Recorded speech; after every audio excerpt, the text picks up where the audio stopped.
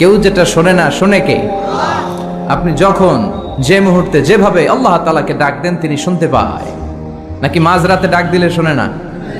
তুফানে পড়ে ডাক দিলে শোনে না? ভূমিকম্পের মাঝখানে ডাক দিলে উনি শোনে না? এজন্য বিপদে পড়লে, মন যখন বিষণ্ণ থাকবে, দুঃখের সময়ে আমরা চাইবো কার কাছে? সব সময় প্রশংসা করব কার? ইদা সাআলতা ফাসআলিল্লাহ ওয়া ইদা ইসতাআনতা ফাসতাইন বিল্লাহ। যখন সাহায্য চাইবে আল্লাহর কাছে চাও। বিষ্ণু বলেছেন, তোমার পায়ের জুতার ফিতাও যদি ছিঁড়ে যায়, মুচির দোকানে যাওয়ার আগে, জুতা ছিঁড়ে গেছে, মুচির দোকানে তো যেতেই হবে, কিন্তু মুচির দোকানেও যাওয়ার আগে চাইবা কার কাছে? আল্লাহর কাছে। এটা হচ্ছে মুমিনের বিশ্বাস। অগাধ বিশ্বাস থাকবে তার আল্লাহর উপর। যে কোনো পরিস্থিতিতে মুমিন এটা বিশ্বাস করে যে এই ক্রাইসিস থেকে একমাত্র আমাদেরকে উত্তরণ করতে পারেন একটা সত্তা। চিল্লায় বলেন, তিনি কে?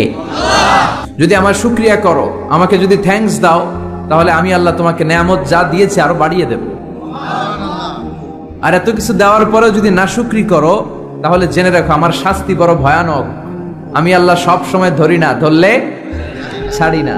পৃথিবীর কেউ দেখে না, দরজা বন্ধ করে, লাইট অফ করে, জানালার পর্দা নামিয়ে দিয়ে একা একা লুকিয়ে লুকিয়ে অশ্লীল ভিডিও আমি দেখছি, কেউ দেখে না। দেখে কে? ওমরে ফারুক উবাই ইবনে কাব রাদিয়াল্লাহু তাআলা আনহুকে জিজ্ঞেস করলো, ইয়া উবাই মা হুয়া তাকওয়া? উবাই, তাকওয়া কি? হে আমিরুল মুমিনিন, আপনি কি কাঁটাযুক্ত কোনো রাস্তা দিয়ে, এমন রাস্তা যে রাস্তার ডানে বায়ে সামনে পেছনে ক্যাকটাসের গুলমলতা, খালি কাঁটা, এটাই তাকওয়া? এমন ভাবে এই পৃথিবীতে আপনাকে চলতে হবে যাতে শয়তানের কোনো হাতছানি, কোনো পাপ, কোনো পঙ্কিলতা, কোন ধরনের অশ্লীল বিষয় আপনার গায়ে পৌঁছতে না পারে। ডান দিক থেকে বাম দিক থেকে তোমাকে শয়তান হাতছানি দিবে। গানের কনসার্টে চলো, দুম্মা চলে ধুম দেখতে চলো, জুয়াবাজিতে চলো, নিষিদ্ধ পল্লীতে চলো, একটার পর একটা হাতছানি আপনাকে ডানে বায়ে সামনে থেকে পেছন থেকে আপনাকে গ্রাস করে ফেলতে চাইবে। কিন্তু মুমিন যখন সিরাতুল মুস্তাকিমের পথে একবার উঠেছে, এই পথটা শুরু হয়েছে দুনিয়া থেকে, এটার ওই প্রান্তে আছে জান্নাতুল ফেরদাউস। বাংলাদেশের জাতীয় রোগের নাম ডায়াবেটিক্স। জাতীয় রোগের নাম কি? আর যুবকদের জাতীয় সমস্যা হচ্ছে কি? পর্নোগ্রাফি। স্মার্টফোনগুলো আমাদেরকে স্মার্ট না বানিয়ে আমাদেরকে শেষ করে দিচ্ছে, ঠিক কিনা? কেউ দেখে না, কারো দেখার দরকার নাই, কিন্তু আমার আল্লাহ দেখে, ঠিক কিনা? এটাই সবসময় মুমিনের অন্তরে থাকতে হবে। এটার নাম ঈমান, এটার নাম তাকওয়া। এই তাকওয়া নিয়ে যেন আমরা মরতে পারি, আল্লাহ তুমি তৌফিক দাও। ঈমানের সাথে যেন আমাদের মৃত্যু নসিব হয়, তুমি তৌফিক দাও। এরকম অনেকে আছে আজীবন ইসলামের পক্ষে ছিল, কিন্তু শেষকালে মুরতাদ হয়ে মারা যায়, আছে না নাই?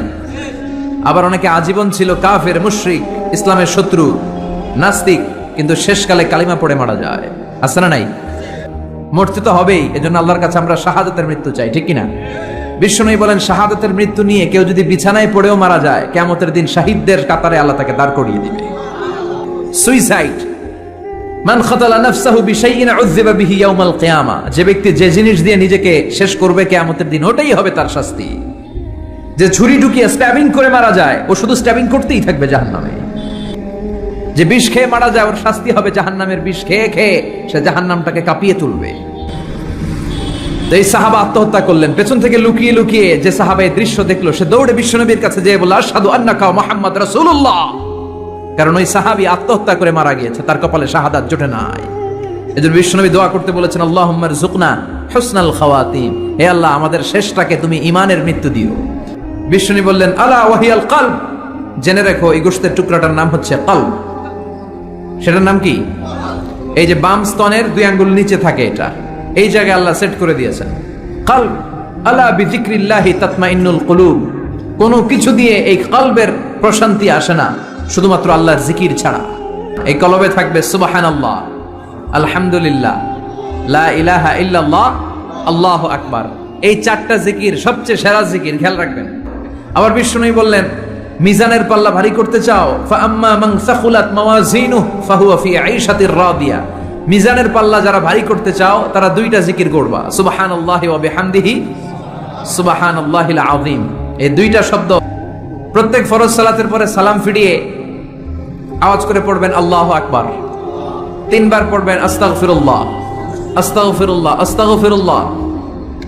সুবহানাল্লাহ 33 বার, আলহামদুলিল্লাহ 33 বার, আল্লাহু আকবার 34 বার, অথবা শেষে তিনটা 33 বার পড়ে মিলাবেন লা ইলাহা ইল্লাল্লাহু ওয়াহদা লা শারীকা লাহুল মুলকু ওয়া লাহুল হামদু ওয়া হুয়া আলা কুল্লি শাইইন কাদির। প্রত্যেক ফরজ সালাতের পরে আয়াতুল কুরসি পড়বেন। কি পড়বেন? মুখস্থ আছে না? এটা পড়ে ফু দিলে কোনো জিন পড়ি ব্ল্যাক ম্যাজিক কোনো কিছু আপনারা ধরতে পারবে না। বিশ্বনবী বলেন প্রত্যেক ফরজ সালাতের পরে কেউ যদি আয়াতুল কুরসি পড়ে তার জান্নাতে ঢোকার ব্যাপারে আর কোনো বাধা নিষেধ থাকে না। একটা জিনিস ছাড়া, সুবহানাল্লাহ, আরেকটু পরে কোন একটা জিনিস ছাড়া, ইল্লাল মাউত, সেটা হচ্ছে মৃত্যু। লোকটা মরে না তাই জান্নাতে যায় না, মরলেই জান্নাতে। এবার সুবহানাল্লাহ। মুমিন স্মার্টলি কাজ করে, মুমিন কষ্ট করে কাজ করে না। সুবহানাল্লাহ কইবেন না? মুমিন সুযোগ খোঁজে, মুমিন কাজ করে স্মার্টলি। আপনারা জানেন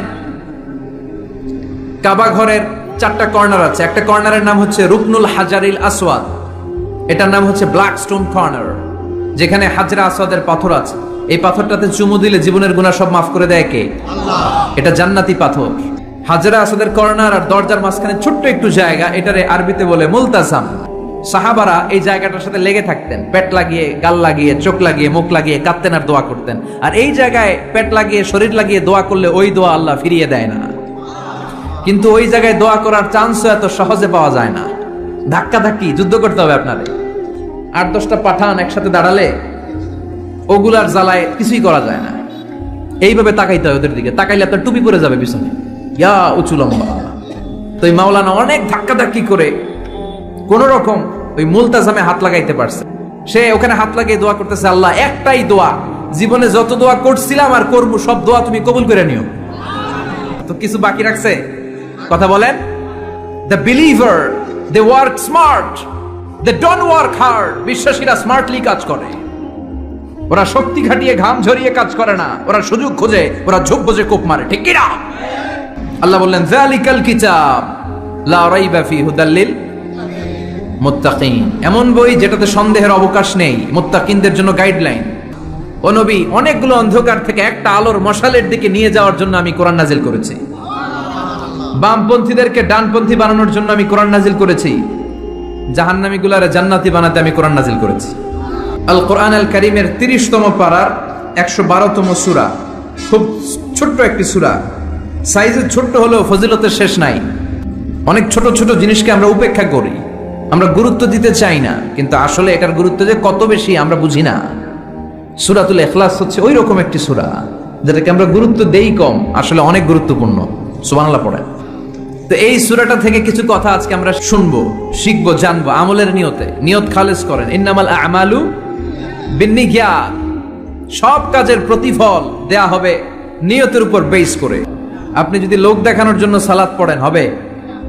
মানুষে আপনারে আলহাজ ডাকবে, এজন্য যদি হজ করেন কবুল হবে? এরকম হাজি আছে না নাই? আলহাজ না ডাকলে চাইতে হবে, আছে না নাই? তো আপনি চেতেন কেন? আপনি কি আলহাজ শোনার জন্য হজ করছেন?